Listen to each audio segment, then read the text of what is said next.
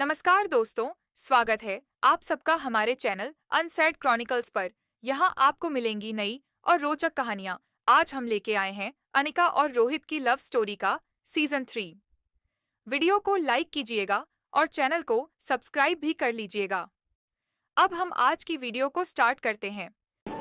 एक नए नन्हे मेहमान के आने से पूरे ही गुलेरिया परिवार के बीच हंसी खुशी का माहौल था। कुछ ही देर के में सभी सदस्य अपने अपने प्रियजनों को यह खुशखबरी देने में व्यस्त हो गए थे। तभी अनिका उन सभी के बीच से निकलकर दूसरी ओर चली जाती है। रोहित का ध्यान अनिका पर ही था। जैसे ही वह अनिका के पीछे जाने लगता है तभी उसे सिद्धार्थ रोक लेता है और उसे धन्यवाद देने लगता है। मिस्टर रोहित मारवा, मैं तुम्हारा जितना भी थैंक यू कहूँ उतना ही कम है।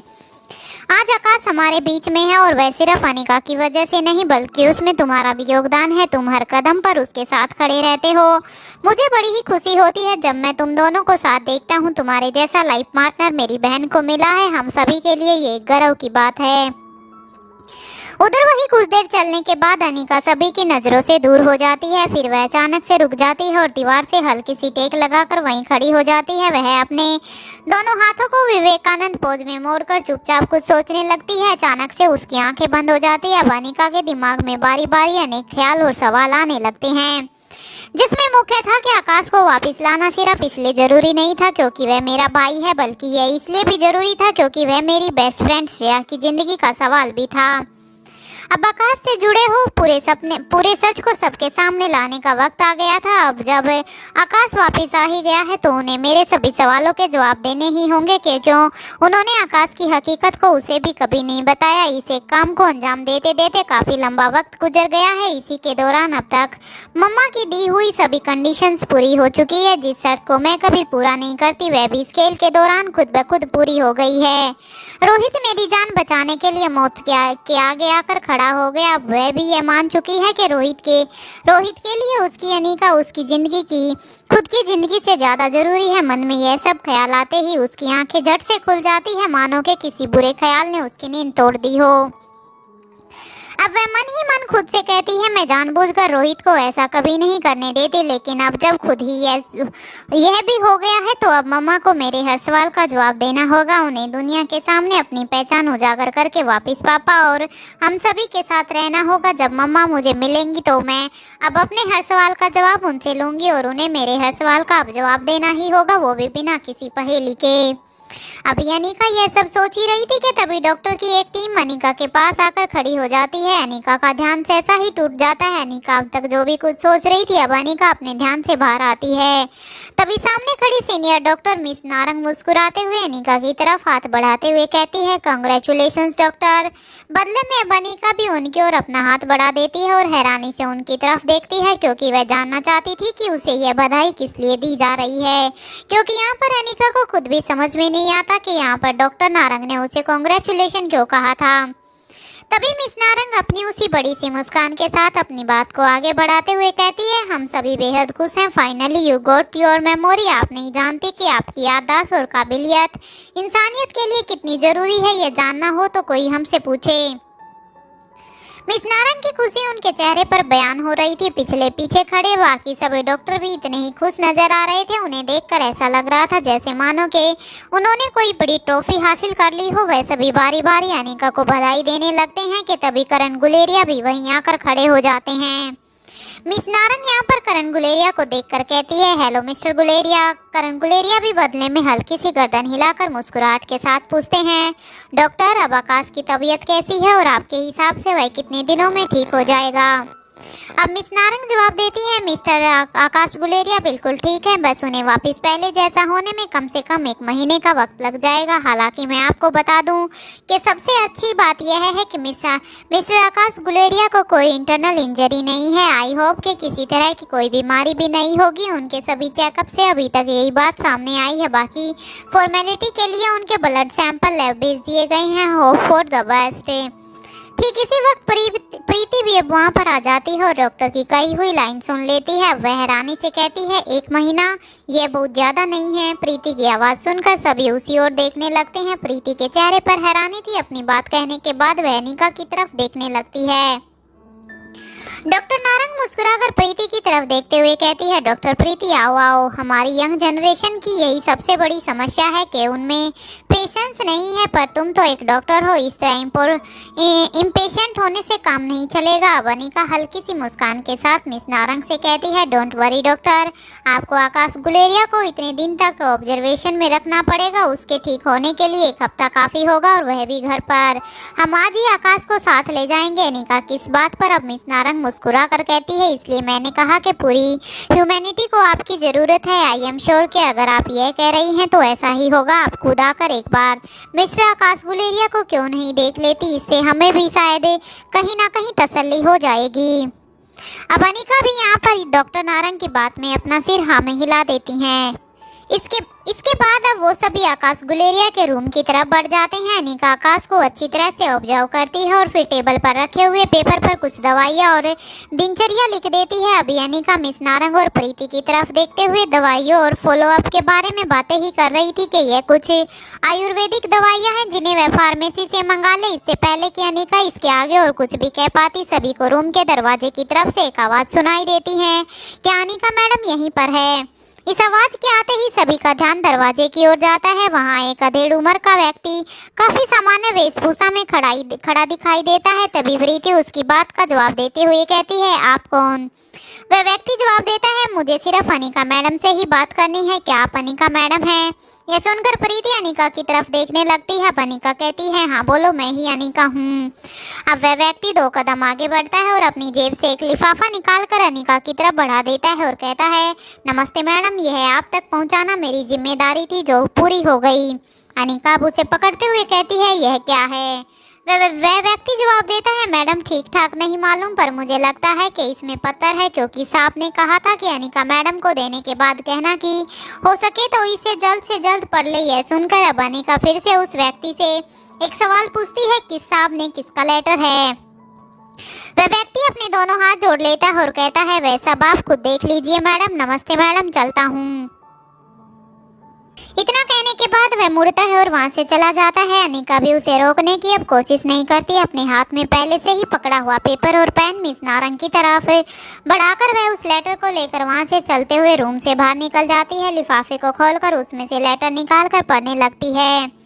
जैसे ही अनिका लेटर को पढ़ने के बाद उसे दोबारा से मोड़कर रखने को लगती है, ठीक उसी वक्त पीछे की तरफ से रोहित आ जाता है। अब जैसे ही अनिका वापस पीछे की ओर मुड़ती है तो रोहित उसके एकदम करीब पहुंच चुका था। इससे पहले कि अनिका टकरा कर गिर जाती, वह अपने हाथों को आगे बढ़ाकर अनिका को कमर से पकड़ लेता है और बड़े ही रोमांटिक अंदाज में कहता है, इतनी जल्दबाजी किस लिए क्वीन?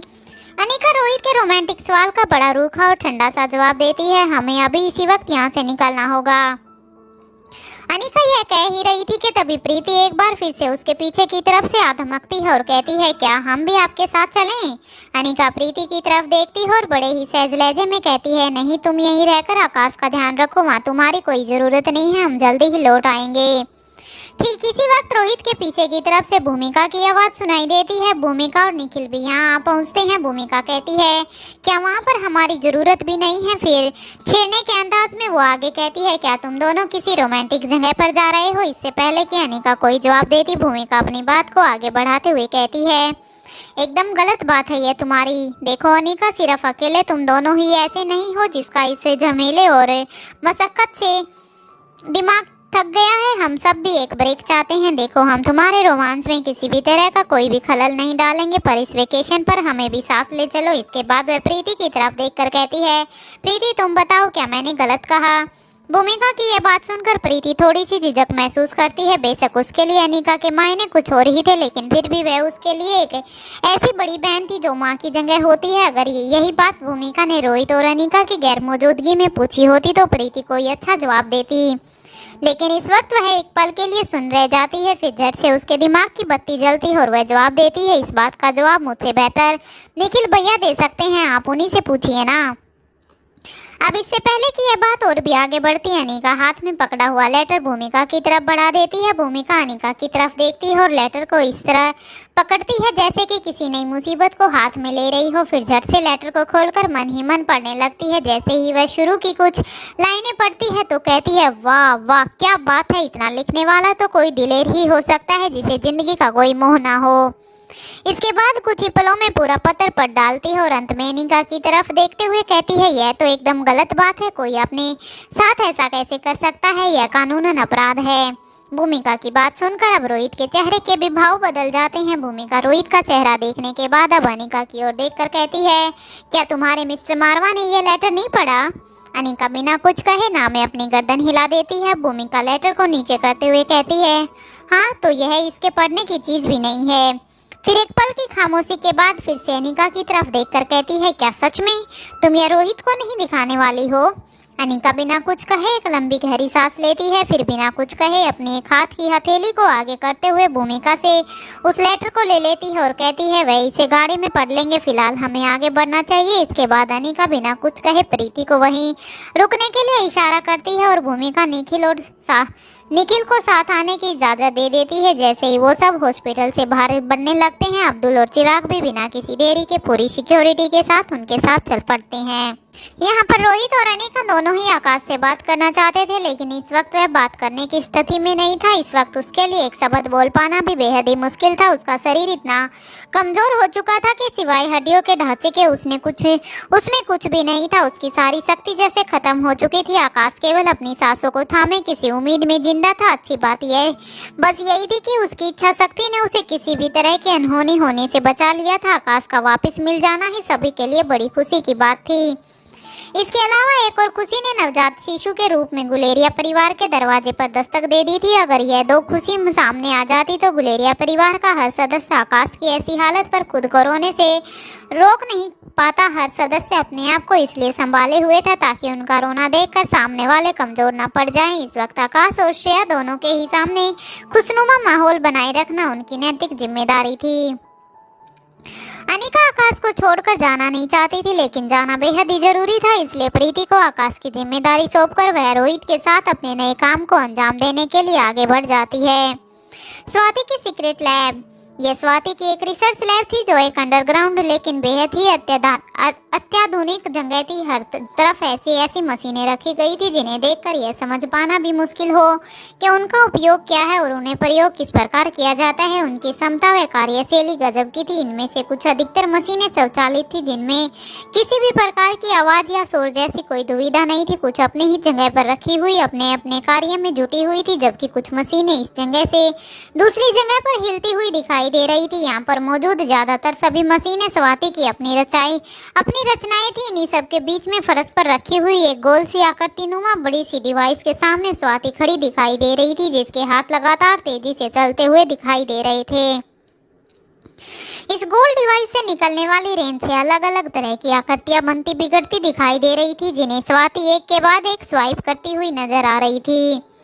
ध्यान से देखने पर पता चलता है कि वह लगातार किसी चीज का पीछा कर रही थी। इसी समय वहां पर बूढ़े बाबा दिखाई देते हैं जो स्वाति के पीछे की ओर से ही लैब के किसी दूसरे हिस्से से अपना काम खत्म करके आते हुए जान पड़ रहे थे। दरअसल वह अपनी किसी इनोवेशन को लेकर स्वाति से कुछ बात करना चाहते थे। वह स्वाति के नजदीक पहुंचकर उससे करीब 10 कदम की दूरी पर ही रुक जाते हैं। इसी तरह खड़े रहकर कुछ पलों तक स्वाति के काम को देखते हैं और समझ जाते हैं कि इस वक्त वह क्या करने की कोशिश कर रही है। कुछ ही देर में उन्हें इस बात का एहसास हो जाता है कि स्वाति को उनके आने की आहट का अभी तक कोई भी आभास नहीं हुआ है। इसलिए वे खुद स्वाति से कहते हैं, क्या हुआ स्वाति मैडम, क्या लोकेशन ट्रेस करने में परेशानी आ रही है? आप पिछले कई घंटे से खुद ही इस काम में लगी हुई हैं, आप थक गई होंगी, आप आराम कर लीजिए, तब तक इसे मैं देख लेता हूँ। स्वाति अपने सामने चल रही विजुअल इमेज से नजरें हटाए बिना ही जवाब देती है, ना तो कोई परेशानी आ रही है और ना ही मैं थकी हूँ। क्या आप ठीक हैं? बूढ़े बाबा जवाब देते हैं, हाँ बिल्कुल ठीक हूँ, मुझे अब तक कुछ नहीं हुआ तो अब क्या होना है, पर आप कुछ ठीक नहीं लग रही हैं। स्वाति अपने काम पर से बिना निगाह हटाए आगे कहती है, कल रात क्या हुआ है? अब तक सारी खबर मिल ही गई होगी। अब बूढ़े बाबा जवाब देते हैं, हाँ दुश्मन की एक और शिकस्त हुई। जितनी आसानी से बूढ़े बाबा ने यह बात कही थी कि स्वाति पलटकर उनकी तरफ देखकर पूछती है, क्या यह सिर्फ दुश्मन की शिकस्त है? क्या हमारा कोई नुकसान नहीं? बूढ़े बाबा बेहद ही नरमी से जवाब देते हैं, हाँ गुलेरिया परिवार का नुकसान हुआ है तो उसे आप अपना नुकसान कह सकते हैं और इसके लिए शोक भी मना सकती हैं। स्वाति पलट कर कहती है, क्या आपको कोई दुख नहीं? बूढ़े बाबा उतनी ही नरमी से फिर जवाब देते हैं, नहीं मैडम, हमारे पेशे में रोग और शोक दोनों के लिए कोई भी जगह नहीं है मैडम। दोनों ही बेमौत मरने को निमंत्रण देते हैं दुश्मन के लिए।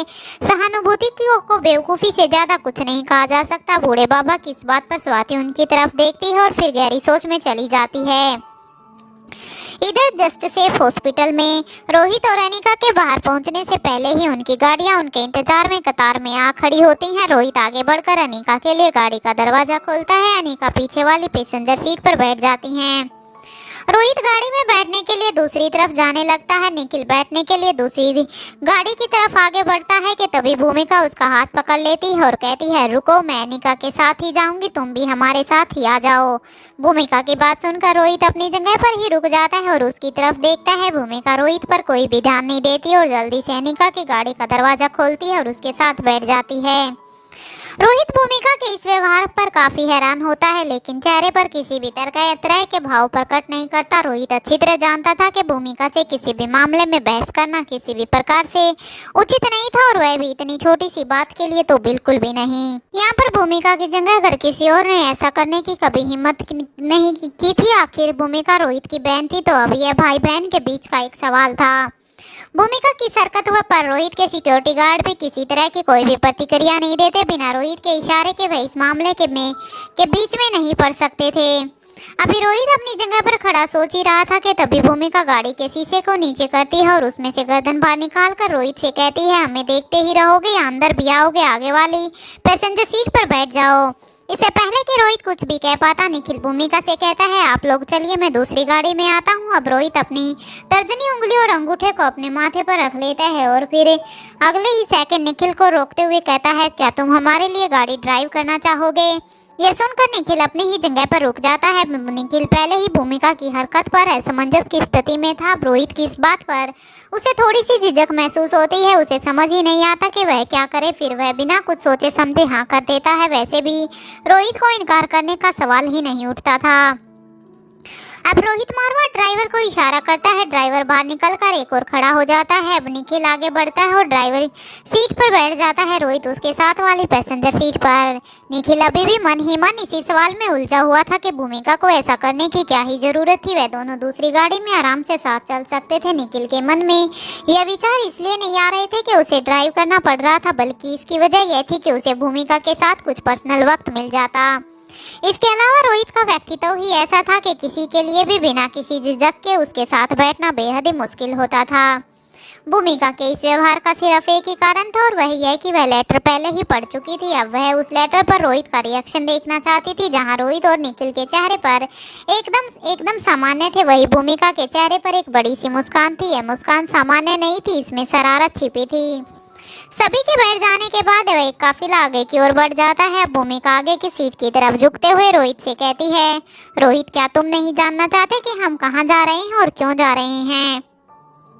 सिर्फ रोहित ही नहीं, निखिल भी ठीक ठाक यह नहीं जानता था कि वह लोग किस तरफ आगे बढ़ रहे हैं। उसे सिर्फ आगे चल रही सिक्योरिटी टीम को फॉलो करना था। अनिका अब्दुल को पहले ही लोकेशन भेज चुकी थी कि उन्हें किस ओर जाना है, इसलिए सिक्योरिटी गार्ड्स और ड्राइवर अच्छी तरह जानते थे कि उन्हें कहाँ जाना है।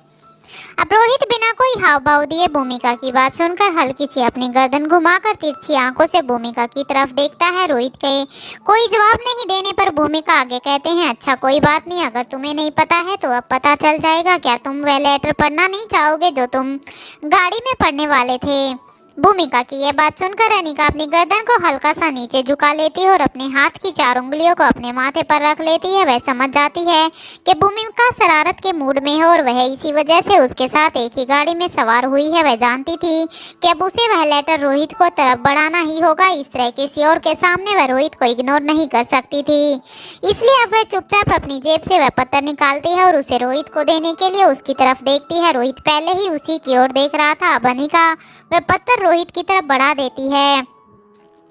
रोहित चुपचाप उस लेटर को ले लेता है और वापस आगे की ओर चेहरा करके बड़े ही शांत भाव से उसे खोलकर पढ़ने लगता है। पत्थर में लिखा था, अनिका जी, जब मैंने पहली बार आकाश की बहन अनिका को देखा था, उससे पहले ही उसकी तारीफें सुन कर मैं उसके प्यार में पड़ चुका था। अब मुझे यह कहने में कोई डर नहीं है कि मैं आपसे बेइंतहा मोहब्बत करता हूँ।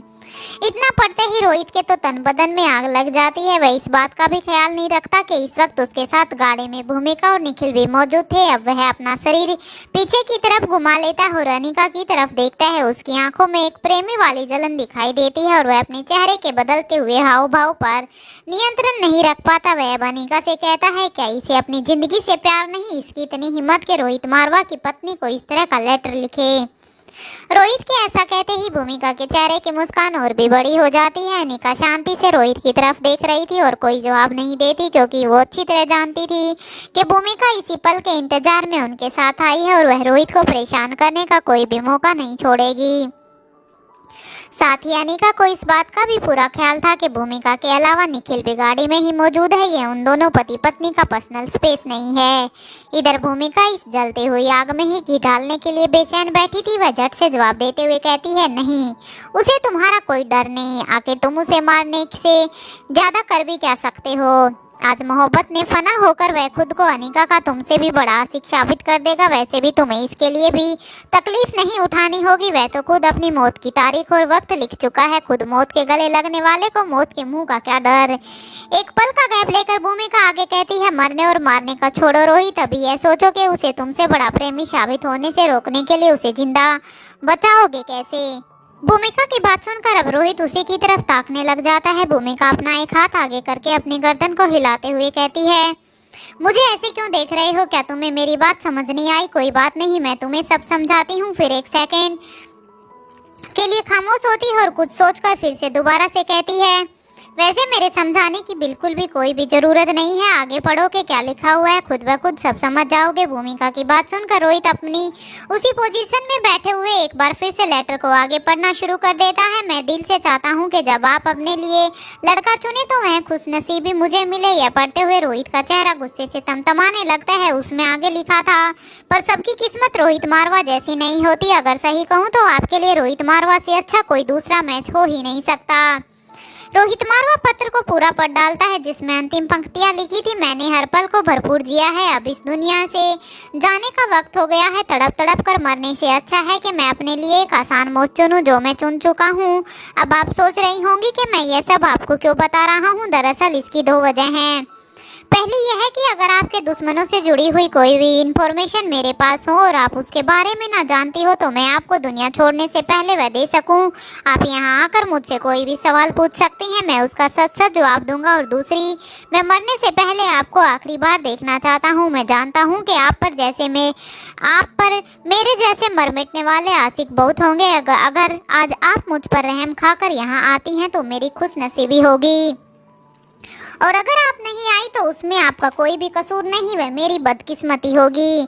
पूरे पत्र को पढ़ते हुए रोहित के चेहरे के हाव भाव अनेक बार बदले, जिन्हें जाहिर होने से रोहित रोक नहीं पाया। यह पढ़ लेने के बाद रोहित एक बार फिर से अनिका की तरफ देखता है। रोहित अच्छी तरह जानता था कि अनिका पर इन सब बातों का कोई भी असर नहीं पड़ता। अनिका की जिंदगी में रोहित की जगह कोई ले ही नहीं सकता था। यहाँ तक कि अनिका की निगाहों में अच्छे या नजदीकी लोगों में शामिल होना भी एक आसान काम नहीं था। लेकिन फिर भी वह बेचैन होकर कहता है, यह इस आदमी की कैसी बदतमीजी है। उसने कहा और तुमने मान लिया। मैं अच्छी तरह जानता हूँ कि यह तुम्हें वहाँ पर बुलाने के लिए सिर्फ नाटक है, ताकि वह तुम्हारी निगाहों में खुद को अच्छा साबित कर सके।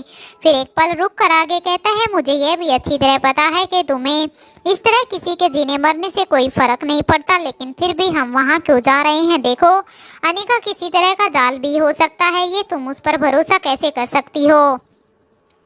इतना कहकर वह एक पल के लिए चुप हो जाता है, लेकिन अनिका अभी भी कोई जवाब नहीं देती। अनिका कहना तो बहुत कुछ चाहती थी, लेकिन इस वक्त खामोश रह जाना ही बेहतर था, इसलिए वह सिर्फ रोहित की तरफ देखती है। अब रोहित भी अनिका की खामोशी बर्दाश्त नहीं कर पाता और अब आगे कहता है, अच्छा ठीक है, अगर तुम वहाँ जाना ही चाहती हो तो कम से कम पूरी तैयारी के साथ हमें जाना चाहिए। रोहित की यह सब बातें सुनकर अभी तक सिर्फ भूमिका मुस्कुरा रही थी, लेकिन अब निखिल के चेहरे पर भी हल्की हल्की मुस्कान दिखाई देने लगती है। वह किसी तरह अपने चेहरे के हाव भाव को छुपाकर सामने की तरफ देखता रहता है। दुनिया जानती थी कि रोहित मारवा को ऐसी छोटी मोटी जंग जाने के लिए पहले से ही किसी तरह की खास तैयारी की जरूरत नहीं थी, लेकिन फिर भी वह अनिका को रोकने के लिए ऐसे बहाने बना रहा था। यह जानने के बावजूद कि अगर अनिका ने विक्की को बचाने जाने का फैसला किया है तो उसके पीछे उसकी वजह उसका भेजा हुआ लव लेटर या फिर उसकी आखिरी ख्वाहिश नहीं हो सकती, बल्कि अनिका के दिमाग में कुछ और ही चल रहा होगा। रोहित अपने आप में ही काफी ज्यादा असहज महसूस कर रहा था। रोहित की बात सुनकर भूमिका पहले एक नजर रोहित की तरफ देखती है और फिर अनिका की तरफ चेहरा करते हुए कहती है, रोहित बिल्कुल सही कह रहा है, तुम्हें उसकी बात पर ध्यान देना चाहिए। वहाँ कोई जाल बिछा हो सकता है। माना कि तुम दोनों अपने आप में ही दो बड़ी पलटन हो और तुम्हारी सिक्योरिटी टीम ना तो तोड़ी जा सकने वाली है और ना ही लोहे की दीवार जैसी है, लेकिन फिर भी तुम दोनों इस तरह बिना तैयारी के अचानक से कहीं कैसे जा सकते हो। फिर एक पल रुककर रोहित की तरफ देखकर दोबारा से कहती है, पर रोहित तुम्हें भी समझना चाहिए, अनिका कभी नहीं चाहेगी कि कोई प्यार करने के मामले में तुमसे आगे निकल जाए, इसलिए उसकी जान बचाना बेहद ही जरूरी है। इस वक्त भूमिका के चेहरे पर हल्की हल्की हंसी थी। रोहित को यह समझने में अब और देर नहीं लगती कि भूमिका के दिमाग में क्या चल रहा था। रोहित बिना किसी देरी के अपने चेहरे के भाव पर काबू पा लेता है और वापस सीधा होकर बैठने के साथ साथ आगे की ओर देखने लगता है। रोहित ऊपर से शांत हो गया था, लेकिन उसके अंदर ही अंदर अभी भी तूफान उठ रहा था। वहीं भूमिका, निखिल और अनिका तीनों के चेहरे पर हल्की हल्की मुस्कान दिखाई दे रही थी। जैसे ही रोहित ने जाल बिछे होने की बात कही, वैसे ही अनिका को बीती रात का ख्याल हो आया। आकाश को दमयंती देवी के चुंगल से छुड़ाने के बाद जब वो लोग कुछ दूर निकल आए थे, तब एनी अपने काम को अंजाम देने के लिए गाड़ी से उतर जाती है। अब तक एनी और लक्ष्य में से किसी का कोई भी मैसेज या कॉल नहीं आया था। अब जहाँ एक और वह एनी और लक्ष्य से बात करना चाहती थी, वहीं दूसरी ओर वह जानना चाहती थी कि दमयंती देवी और उसके किले पर क्या बीती है। अनिका अच्छी तरह से जानती थी कि दमयंती देवी खामोश बैठने वालों में से नहीं है। अनिका को एक बार फिर से लच्छू का ख्याल हो आता है और वह अब फिर से अंदर ही अंदर फिर से बेचैन हो जाती हैं। आज की वीडियो के लिए सिर्फ इतना ही। नेक्स्ट एपिसोड कल अपलोड होगा। वीडियो पसंद आई हो तो एक प्यारा सा कमेंट जरूर कीजिएगा और वीडियो को लाइक जरूर कीजिएगा। साथ ही चैनल को सब्सक्राइब कर लीजिएगा और हमें बताइएगा कि आप हमारी वीडियो को कहां-कहां से देख रहे हैं। धन्यवाद।